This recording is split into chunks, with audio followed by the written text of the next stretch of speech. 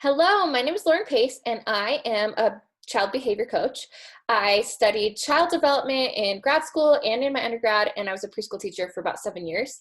Now I do coaching in preschool classrooms. I do coaching through virtually, through homes, through Marco Polo, and I podcast. So it's a lot of fun talk about child development and kind of just developing that social and emotional side of our children instead of just focusing on the academics. Academics are so important, but we want not just intelligent children, we want emotionally intelligent children.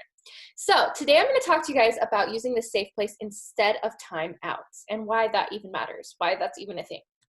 So first of all, what is the safe place? The safe place is a place, a cozy corner, a bed, a couch. It's a place where a child can feel safe to feel all of their feelings, okay? So it sometimes looks a lot like timeout. So if your child usually takes a timeout in their room and you're used to sending them to their room when they need a break, when they hit, when they do something they're not supposed to do, you say, okay, go have a timeout in your room, go to your room for 5 minutes. The safe place might look a lot the same. It might look the same where you're sending them to the room, you're sending them to the couch, you're sending them somewhere. But the difference is instead of sending them, they're choosing to go. And I'm going to talk a little bit about this word choice that I'm using in a minute, because obviously your child's having a total freak out. They're not just going to be like, I'm going to go to my safe place.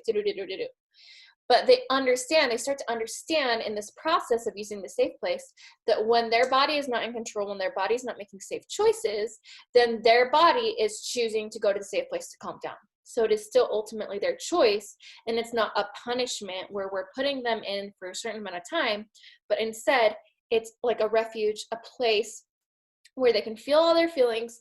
They're safe to scream, they're safe to throw, they're safe to do whatever they need to do to process those emotions and feel them, not change them, feel them, accept them, and move on from them in a safe place so that they're not doing destructive behaviors in an unsafe place. Okay, so the reason why we use the safe place in our house is because all feelings are valid. I don't want to say, okay, you're in trouble because you're feeling frustrated. No, they're not in trouble. They can totally feel frustrated. They are, however, not allowed to scream or throw their plate at the dinner table. So there's a difference between our feelings and what we do with our feelings. So it's okay to have all of these emotions and all of these feelings, and I want my kids to know that. And I want them to have a safe place to express and feel and process those emotions. But that doesn't mean they have a free reign of destroying the house or kicking the wall or whatever it may be when they're feeling these emotions. So to use the safe place instead of timeouts, here is the process. So first, you want to encourage your child to take a break when they need one, right? Okay. But in order to do this, we need to teach it proactively instead of just doing it reactively. A lot of times when we're using timeouts, we're not talking about, okay, today if you make a bad choice, you're going to go in timeout, and here's what you can do instead, and da da da da da. No, it's like when the moment escalates, you say, okay, you need to go to your room for 10 minutes or something like that, or go sit in this chair, go, whatever. So part of the safe place that makes it different from a timeout is that we're teaching it proactively. So we're picking a safe place with our kids. We're saying, okay, we're going to start doing something called the safe place. The safe place is a place where you can go when you're feeling hurt, when you're feeling excited, when you're feeling scared, when you're feeling sad. It's a place where you can go when you're feeling anything. And you talk about this proactively when they wake up in the morning, when you're playing, any of those times. And you pick a safe place together.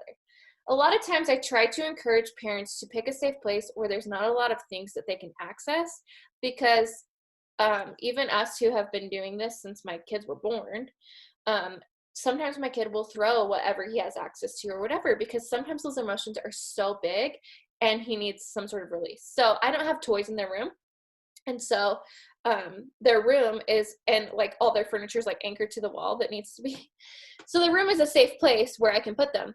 However, if you don't have a safe place like that, then maybe choose like underneath a desk is their safe place, or, give them options that provide them an actual safe place to feel those feelings.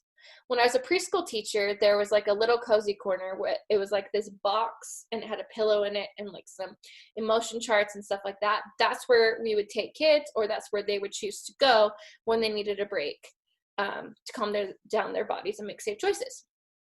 Okay, so not only do you need to pick the safe place, but you also need to practice emotional regulation proactively. So breathing.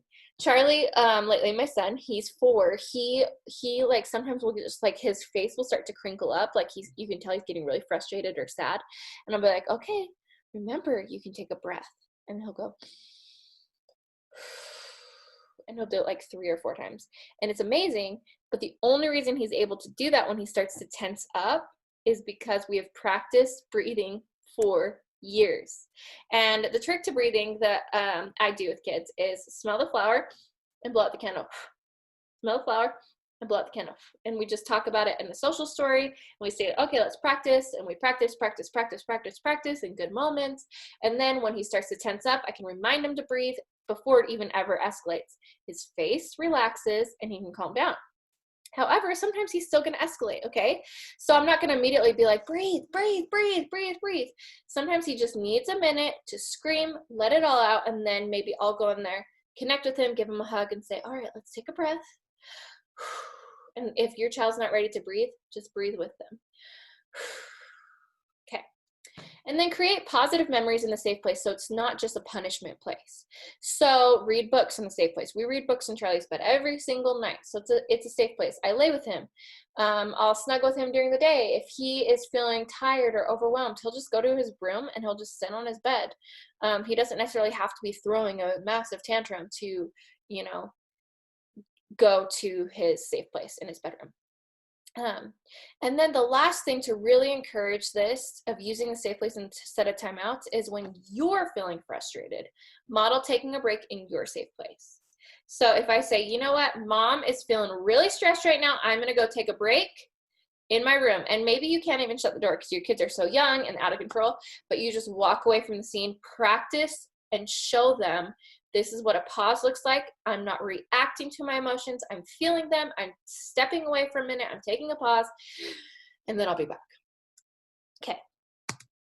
Okay, so another thing that I like to talk about when I talk about a safe place, I've already talked about teaching proactively, but I talk about this scale of green to red arrow moments. Okay, so this is like my bell curve, and we want to teach proactively. So like I said, we teach in the good moments. We teach when they're receptive to teaching, when their minds are alert, when they're listening to you, when they start to tense up. So when Charlie's face starts to crinkle, then he's starting to be in the yellow moment. You can see his body start to feel stressed. So I can prompt him here, but I'm not teaching him here. I'm not saying, okay, today we're going to learn how to breathe right now. No, we've already practiced in the green arrow moment. So then in the yellow, I can just prompt it. In the red, you can try to prompt too, but a lot of times they're in flight or fight mode and their brain has gone to an emotional place. It's called the amygdala hijack. Their emotions have taken over. They're like, I'm in danger. I need to just freak out and lose control of my body. And there's no reasoning.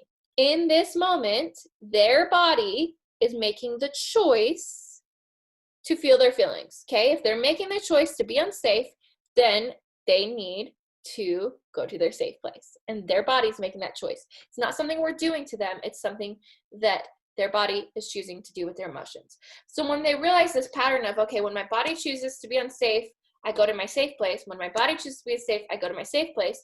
Then they'll start to be able to use those self-regulation techniques that they do in the safe place faster, or before they even have to go to the safe place, because they're able to use the safe place to learn those self-regulation skills, learn how to calm down their body, learn how to communicate their needs effectively.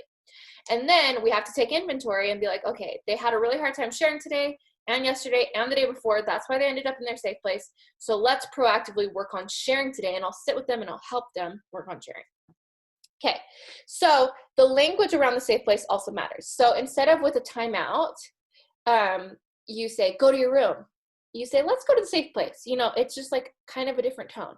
Instead of threatening, do you need a timeout? You say, oh, do you need some help calming down? Let's go to your safe place. Instead of saying, I'm going to put you on timeout, you say, I'm sorry, this is hard. It looks like your body's choosing to take a break. Or instead of, the big thing about timeouts is kind of like, think about what you've done. Every single person, every single human makes mistakes. So we do not need to shame our children. We do not need to say, okay, sit here and wallow in your feelings. Instead, we say, you know what, you're feeling really blank, whatever they seem to be feeling. Let's talk about this when your body's calm. it's okay to feel this way. It's not okay to hit, right? And then instead of saying stay for 5 minutes, because in 5 minutes maybe they're like still freaking out, or maybe they're able to calm down in 1 minute, right?